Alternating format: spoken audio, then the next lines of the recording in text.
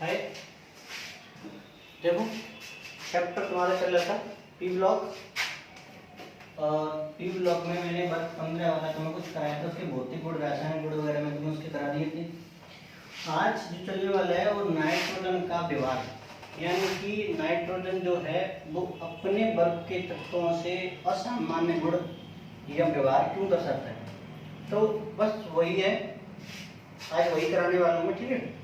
तो जो हेडिंग है आपका चैप्टर है वो पी ब्लॉक है, पी ब्लॉक, और उसका अभी वर्ग 15 में हेडिंग है तुम्हारी नाइट्रोजन का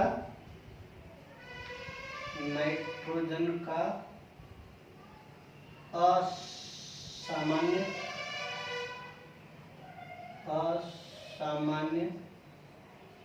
व्यवहार, ठीक है, असामान्य व्यवहार। तो देखो इसके ना कई सारे रीजन हैं। जो नाइट्रोजन है वो अपने वर्ग के तत्वों से गुण विपरीत यानी भिन्न दर्शाता है। जैसे कि तुम जानते हो कि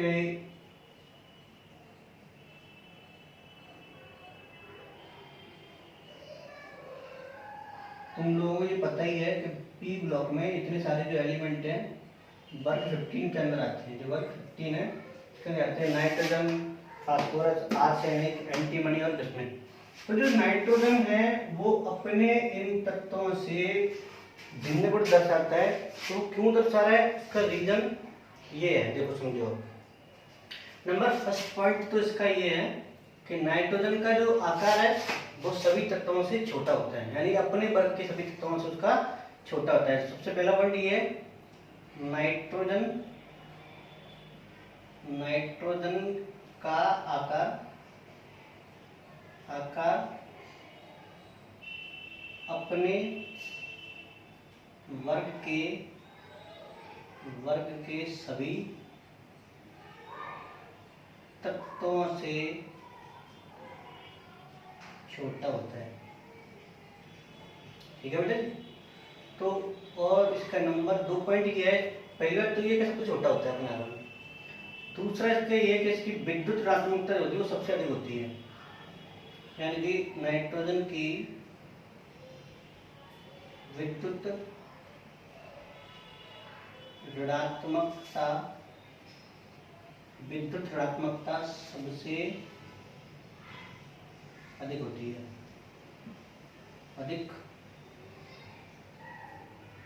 होती है, लेकिन अपने वर्ग में जो वर्ग 15 है अपने वर्ग में इसकी जो विद्युत ऋणात्मकता है वो सबसे अधिक होती है। नंबर तीसरी बात यह है कि इसके पास डी कक्षक नहीं होते।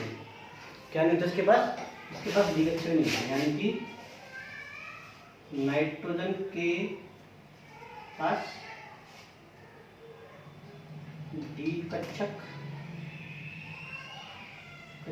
नहीं होते, ठीक है। तो सबसे जो इम्पोर्टेंट बात है जो मैं तुम्हें बता रहा हूँ यहाँ पे, ठीक है। तो यानी कि सबसे पहली बात क्या है कि जिसमें नाइट्रोजन का आकार है वो सबसे छोटा होता है अपने वर्ग में, केवल अपने वर्ग में इसका जो आकार सबसे छोटा होता है। उसकी बाद जो नाइट्रोजन की जो विद्युत ऋणात्मकता है वो सबसे कैसी होती है, वो सबसे अधिक होती है। तीसरा जो पॉइंट है इसका, वो नाइट्रोजन के पास डी कक्षक खाली नहीं होते हैं, ठीक है। तो अगला जो पॉइंट है इसका, देखो मैं बता देता हूँ, ये जो है वो अपने यानी कि छोटे आकार के तत्वों से पी पाई बंध बनाने की क्षमता रखता है। यानी कि चौथा पॉइंट क्या है इसका, छोटे तत्वों के साथ पी पाई बंध बनाने की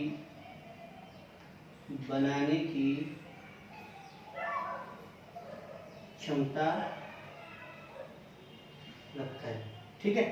यानी कि जो छोटे छोटे आकार के जो तत्व हैं उनके साथ नाइट्रोजन जो है वो पी पाई बंध बनाने की क्षमता रखता है। जैसे कि कार्बन हुआ, ऑक्सीजन है, तो ये छोटे छोटे तत्व हैं। यानी कि अपने वर्ग में जो सबसे छोटे छोटे तत्व हैं, कार्बन है, ऑक्सीजन है, ये छोटे ही हैं, और इनके साथ क्या करता है, ये पी पाई बंध बनाने की क्षमता रखता है, ठीक है। तो ये इसका पॉइंट है। और ये जो है देखो एक ये जो है जो आपस में भी, जैसे कि मान लो नाइट्रोजन है वो आपस में भी पी पाई बंद बना लेता है, तो इसी वजह से क्या होता है कि ये द्विक परमाणु दर्शाता है। देखो पी पाई बंद बनाने की वजह से यह N2 के रूप में रहता है।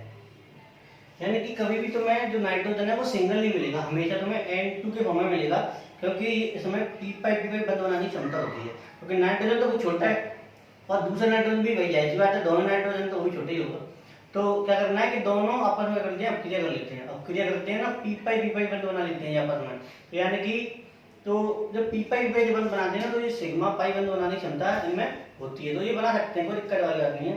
तो इनमें सिग्मा और पाई बंद बना लेते हैं। क्या करते हैं, 3 बॉन्ड जब बनाता है ना, जब ये नाइट्रोजन जो है वो आपस में 3 बॉन्ड बनाता है ऐसे करके, तो उसमें एक सिग्मा होता है और 2 इसमें पाई होते हैं, एक सिग्मा और 2 पाई। देखो केवल इसी में नहीं, मैंने बता देता हूँ कि जब भी कोई बॉन्ड सिंगल होगा, जब भी कोई बंद अगर सिंगल होगा तो उसमें तुम्हें सिग्मा बंद ही मिलेगा, और अगर कोई बंद डबल है तो उसमें एक सिग्मा 1 पाई मिलेगा, अगर कोई बंद ट्रिपल है तो उसमें एक सिग्मा 2 पाई मिलेंगे। ठीक है, तो ये तो हुआ इसका व्यवहार, यानी कि आखिर ये जो गुण है जो जो दर्शाता है, जो विपरीत गुण जो दर्शा रहा है अपने वर्ग तत्वों से, तो उनका रीजन, खास रीजन तो ये, वैसे काफी सारे रीजन होते हैं, पर जो मेन पॉइंट है जो एग्जाम में आते हैं 4-5 पॉइंट आते हैं, काफी हैं, तो उनके लिए तो ये पॉइंट तुम लिख सकते हो। आगे के इसमें काफी सारे पॉइंट होते हैं, लेकिन जरूरत नहीं ज्यादा पढ़ने की, क्योंकि एग्जाम में नहीं आने वाला है। आगे पढ़ेंगे, एक्स्ट्रा पढ़ेंगे क्यों नहीं पढ़ेंगे, लेकिन आगे चल के आगे क्लास में पढ़ेंगे। अभी एग्जाम में जितना आता है उतना पढ़ रहे हैं। ठीक है, ओके। तो नेक्स्ट इसका जो गुण है हाइड्रोजन के साथ अपक्रिया, देखो वर्ग 15 के गुण चल रहे हैं। पहला जो पॉइंट है, जो वर्ग 15 के जो तत्वों का हाइड्रोजन से अपक्रिया कर लेते हैं। देखो वर्ग 15 के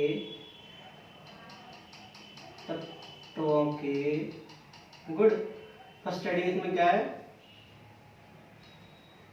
हाइड्रोजन के साथ अभिक्रिया।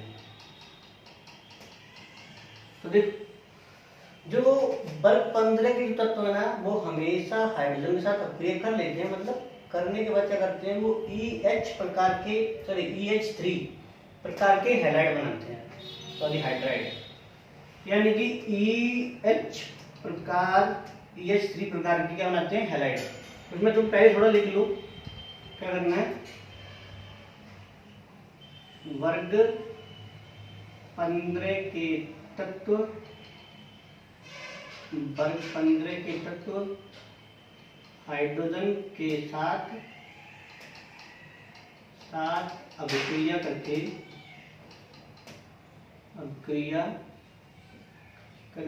EH3 प्रकार के, ये EH3 है, प्रकार के हाइड्राइड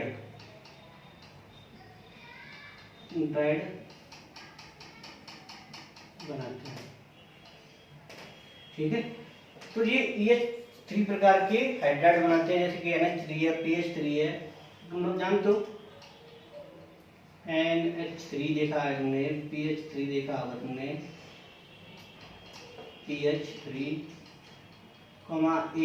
ASH3, यानी कि बना लेते, कोई दिक्कत वाली बात नहीं। ठीक है, तो हाइड्रोजन के साथ अभिक्रिया ये इसका,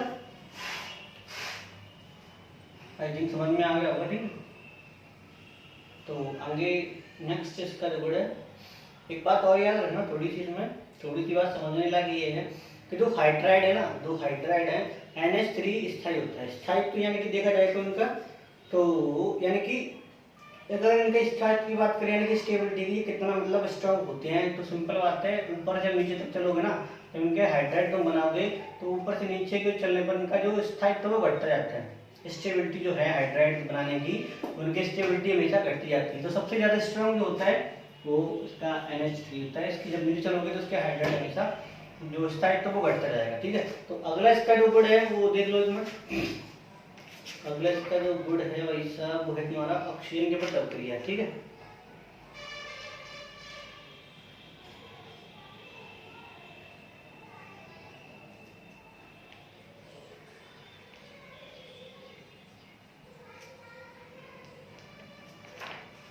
तो देखो इसमें एक चीज और है, क्षारकता का जो गुण दिया उसमें, तो क्षारकता नीचे की ओर चलने पर घटती जाती है। जो क्षारकता है ना इसका जो मतलब क्षार का जो गुण है वो घटते जाता है।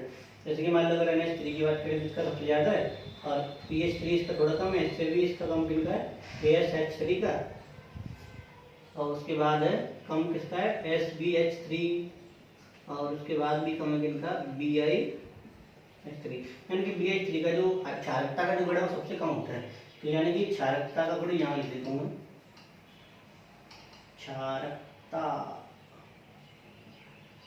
क्षारकता, तो क्षारकता जो है उस क्रम में घटती जाती है, यानी कि ऊपर से नीचे चलने पर घटती जाती है। उससे ज़्यादा NH3 की, इसके बाद PH3 की, इसके बाद SH3 की, इसके बाद SBH3 की, उसके बाद BiH3 की। तो नेक्स्ट इसका जो गुण है वो ऑक्सीजन के साथ अभिक्रिया, ठीक है। देखते हैं हम क्या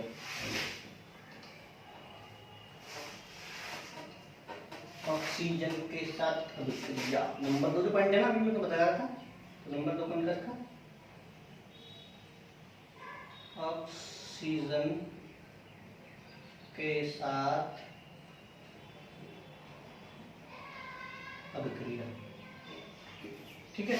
तो ऑक्सीजन के साथ अभिक्रिया तुम लोग जानते हो, ये अभिक्रिया कर लेता है। तो ये दो प्रकार के हैलाइड बनाता है, दो प्रकार के ऑक्साइड बनाता है। दो प्रकार के ऑक्साइड बनाने का इसका रीजन ये है कि तुम्हें पता है कि ऑक्सीडेट संख्या दो प्रकार, तीन पे दर्शाता है, एक -3, एक +H3 और +5, यानी कि -3 +3 और ये +5। तो इन दोनों की वजह से क्या होता है कि ये दो प्रकार के गुण, यानी कि दो प्रकार के ऑक्साइड बना लेता है। तो ये अगर लिख लो तुम पहले थोड़ा सा कि वर्ग 15 के तत्व ऑक्सीजन के साथ अभिक्रिया करके NO3, NO5, तो ठीक है। तो यानी कि N2, लेकिन एक चीज और देखो ये से बनाता है तो, लेकिन इसमें क्या एक चीज और है, तो ऑक्सीजन की जो वैलेंसी होती है वो 2 होती है, कितनी होती है 2 होती है। तो फिर ये भी क्या होता है, यहाँ पे 2 से करना पड़ता है तुम्हें, तो ये ऐसे बनाता है। यानी कि अभिक्रिया करने के बाद क्या करता है कि E2O3 और E2O5 प्रकार के ऑक्साइड बनाते हैं, ऑक्साइड बनाता है। एक चीज देखो यहाँ पे आखिर ऐसे ही क्यों बना रहा है, तो मैं दिखा देता हूँ आखिर ऐसे बन क्यों रहे हैं। वो देखो, जैसे कि मान लो कि N और O है, तो तुम्हें पता है, तुम्हें मालूम है कि ये अभिक्रियाएं तो कर लेते हैं, लेकिन एक बात मैं बता चुकूँ पहले से कि इनकी ऑक्सीडेट संख्या होती है वो 3 होती है, इसकी 3 और इसकी 2, ठीक है। जब भी कोई यौगिक बनाते हैं तो हम हमेशा क्रॉस इंटू करते हैं, क्या करेंगे क्रॉस। तो मैं यहाँ पे N ना लिख के मैं चाहता हूँ यहाँ पे E लिख देता हूँ। E का मतलब E में सारे आ जाते हैं, N है, P है, AS है, SBI है, BI है, तो E का मतलब होता ही। तो E की जो ऑक्सीडेट संख्या फिलहाल हम 3 वाली मानना है, तो क्या करना है कि ये 3 और इसकी 2 गुणा कर दिया इंटू, कैंडी गुणा कर लेते हैं, तो क्या बनेगा E2O3। अब मान लो कि E की अगर +5 ऑक्सीडेट संख्या है फिर तो उसकी 5 और ऑक्सीजन का 2 जाएगी, इंटू ऐसे करेंगे क्रॉस, तो क्या बनेगा E2O5। आई थिंक समझ में आ गया होगा, क्योंकि इनकी जो ऑक्सीडेट संख्या है वो तुम्हें पता चला उसका 3 और 5 दो प्रकार के दर्शाते हैं, ठीक है। और मैं तुम्हें यह भी बता चुका था कि जो -E3 जो 3 ऑक्सीडेट संख्या है वो नीचे चलने पर उसका मान कम होता जाता है, तो इस वजह से ये माइनस वाला नहीं लेते हम लोग, ठीक है। और प्लस वाला ले लेते हैं, इसका बढ़ता है, इसका भी घटता है प्लस वाले का, लेकिन ये कम घटता है क्योंकि इसका